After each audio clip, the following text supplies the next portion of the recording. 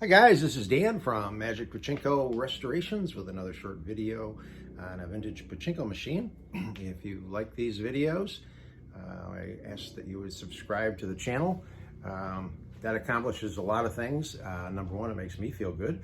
Number two, it gives you a heads up that I've uploaded a new video. I always upload a video of every machine that I restore. And then periodically I do make instructional videos. So if you're new to restoring Pachinkos and you want to find out some information, my YouTube channel is a great place to go, as is the website magicpachinkorestorations.com. If you do want to contact me, that's the best place to do it. There is a contact me page, and I encourage you to leave your phone number. I can't tell you how many people I've talked to that are surprised when I contact them, especially if I contact them the same day that they send in a request. To me, it's the way businesses should be run, but of course, in this day and age, when you call and get a recording, I get it. People don't expect to hear back from a real live person, but rest assured, you leave me a phone number, as long as it's not 3 o'clock in the morning at your time zone, I'm calling you to help you out. So leave a phone number, look for the 585 area code. Don't be surprised when I call you, and we'll get your Pachinko machine either restored or running good. So what we have today is a 1966 Nishijin Model A single shot. This machine, again, full restoration, very, very cool machine. Nice look to it, different play field with the kind of a light green color, the dark green, and then the tans in here. I love this rainbow coloring on the two lights. I'll explain them in just a minute. And then this peek into the jackpot chamber is very cool too. So let me swing in a little bit, give you a shot at that. And that is the ball out light, obviously. And then the one that's down here, you can see the Japanese writing on it. And if you don't know about Google Translate, I encourage you to learn how to use Google Translate. Google Translate told me that little symbol there, the little Japanese writing, says "Forget-Me-Not Prevention Lamp." This is one of the machines that has the feature where if you get two wins at the same time, it will put the second win in the holding chamber and turn this light on. It will hold up to 4 balls, and then before you cash out, you would just cycle through them and get them also to pay. This particular piece of plexiglass is not the best, clearest, nicest piece of plexiglass. However, it's an older piece and it's very thick, which is good. It doesn't warp like the newer plexiglass, which is much thinner. So I'm leaving this piece in. It's not bad at all, but I would replace it with glass if it were my machine down the road, rather than a thin piece of plexiglass. And that's sort of the same with all the Pachinko machines. So again, full restoration, everything gets torn off, everything gets dealt with, and then I rebuild them completely, re-chrome the parts. This actually was, rather than using the chrome foil, I used a chrome paint pen on that. Clean these guys all up, obviously, clean the cabinet up. Scrub this all down. This is aluminum, and then I went in and repainted the white down in this area so it looks good. Aluminum will clean up really well, guys. You just have to work at it. Okay, let me get this thing turned around. This machine was a chore. Not one of my favorite things to work on. The only reason I don't like to work on them is because tin, although plastic will break, plastic retains its shape. The tin parts will bend, and then they're a different shape than they were designed to be. And unfortunately, I believe this machine got tipped over a few times, and this tray suffered greatly. And this is the most important tray. This is the recycling tray, and this is where the balls queue up in a double line, run across and into the jackpot chamber. And what I was finding is that they would queue up and run into the jackpot chamber, but as soon as they started to stack on top of each other, they would jam in there. And once they jammed, it wouldn't let any other balls flow through. So I took this thing off 3 or 4 times. I actually unsoldered the couple of connections and Hopefully it'll be okay. I got it to work quite consistently, and of course when I talk to the new owner, I can explain a couple of the things that he may run into down the road. Also, when I was putting this back together, this has 3 lights on it. There's a light here. There's actually 2 bulbs in here, and then a light up here. So this is the ball out. This is the jackpot lights, and then this bulb here is the overflow indicator bulb. So you have 3 switches. There's a copper brass plate in this area. I don't know if you can see it in the picture or not, but you can see some of the brass, but there's a brass plate right there. And on the back side of that is a switch, or like a leaf switch. And that, when a ball goes in there, it lays against that leaf switch, closes the leaf switch, and then this light will come on. So then you've got the regular leaf switch here and here. And I had taken this whole harness when it was off the machine, and I had cleaned it all up, done some soldering, rearranged the wires, and there were wires that were loose. So I said, all right, I'm going to just rewire the whole thing. So most of this wire is my wiring. The Japanese used a slightly heavier gauge wire. These are their wires, but everything up in here is all new wiring. But unfortunately, what I didn't realize when I had it on the bench is that this is the ball out light, this is the jackpot light, and when I mounted them back on the machine, I reversed them, and I went to fill the machine up with balls, when I plugged it in, these lights came on, and I said, whoa, wait a minute, that's not right. And then when I got a jackpot, the ball out light came on. So I thought I was going to have to do some resoldering, but then it dawned on me there was enough length in the wires here that I could simply switch the 2 switches. So everything is fine. This isn't, this is the first time I've ever seen this kind of a bulb. It's one of the lock-in bulbs. Fortunately, there were 2 of them, so the second one is here. These 2 are regular screw-in type bulbs. So if you come across a machine like this, I would not recommend this being your first attempt at a restoration. These are hard machines to work on. I've done a number of them. They get a little bit easier every time, but there's a lot of things that can go wrong with them simply over the ravages of time. This plastic tends to warp. These pieces are warped, but fortunately they don't interfere with anything. All of this in here, all the brass and copper were black with tarnish. Got them all cleaned up. Somebody modified this. Normally this chute comes all the way over to here, goes into a turnaround, and then dumps the balls into a bucket down here. And somebody modified this by cutting this chute short so that it ends right here.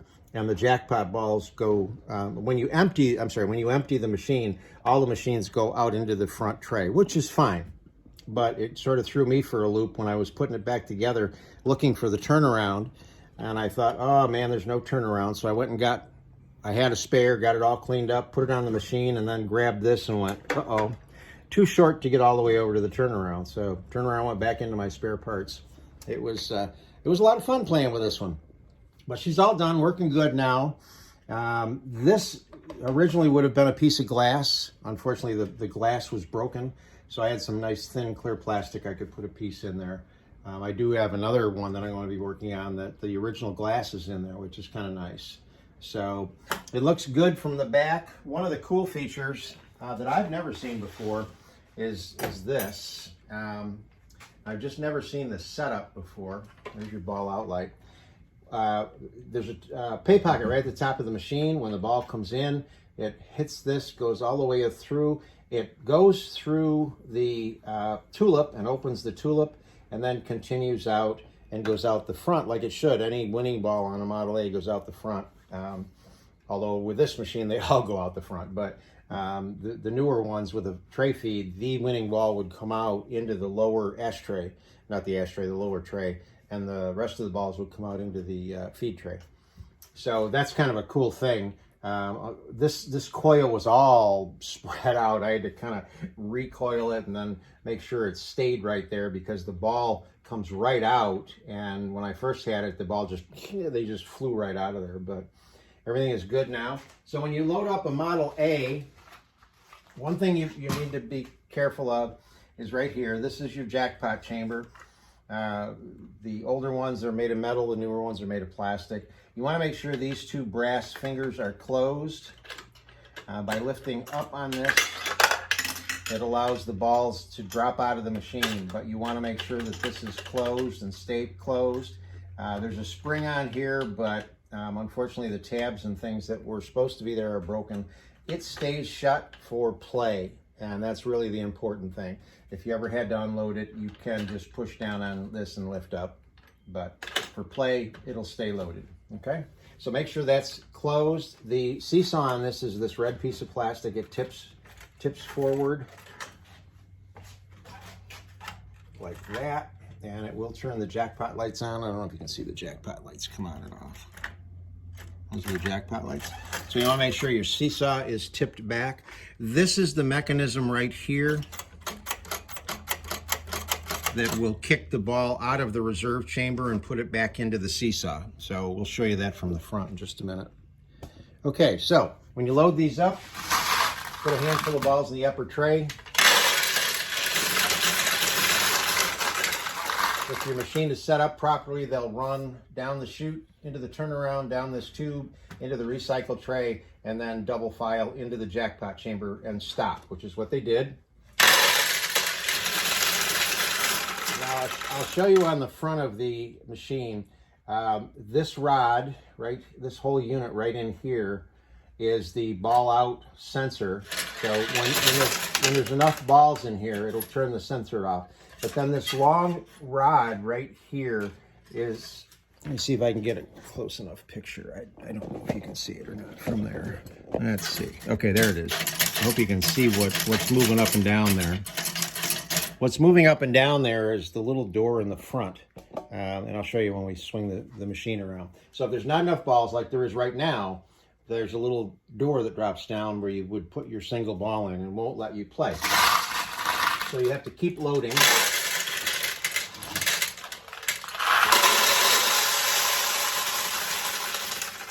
Until you get enough balls in there, and then this comes down, this lifts up, lifts that little door out of the way, the light goes out, everything is fine. Again, Pachinko machines are mechanical marvels. That's why I love them. So let's get this turned back around, and we'll show you the machine in action. Okay, that looks pretty good. So this is where I was talking about. This is where the balls go in. A single ball goes in. If there weren't enough balls in there, there's a little chrome piece that drops and won't let you put a ball in. This is your overflow release here, and then the key lock, which very few people have keys to their Pachinkos because they didn't ship them. Okay, so when you go to play this, it is a single ball, so you're just going to launch and see what happens. The losing balls go into the recycle tray, which is why they call it a recycler. Now, notice if I launched it a little harder than I wanted to, I'll do it again. It'll swing right around and then drop back onto the launch ramp. So you'll get used to how far you need to pull back on the launch handle.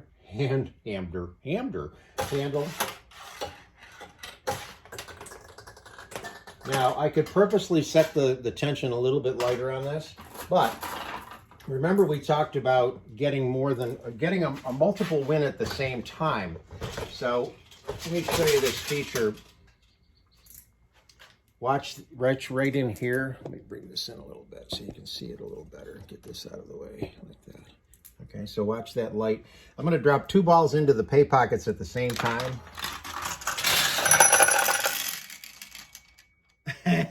You sucker. One paid out, the other one went into the, there it goes. The other one went into the reserve chamber, and the light came on. Now that'll stay on.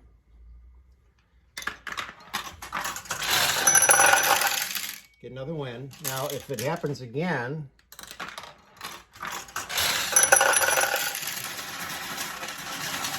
now I don't know if you can see it or not. In there should be a couple of balls. All right, so, okay. So this light is reminding you that you do have some more balls in there. Now, what I was going to tell you about before, and then forgot about,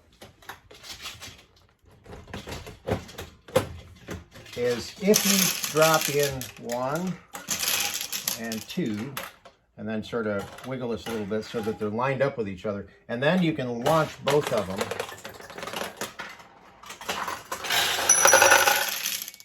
And you can get 2 to go. Of course, when I make the video, it's not working right. That should be resetting and it's not, so I'll have to check that out and make sure it's right.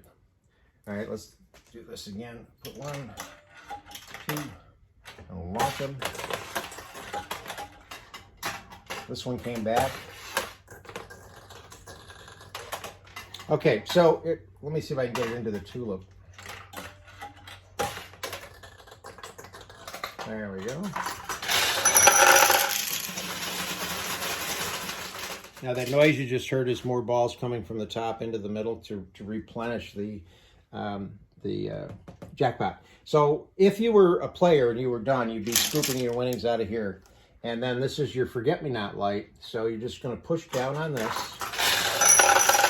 It pays out one of the balls that was in there.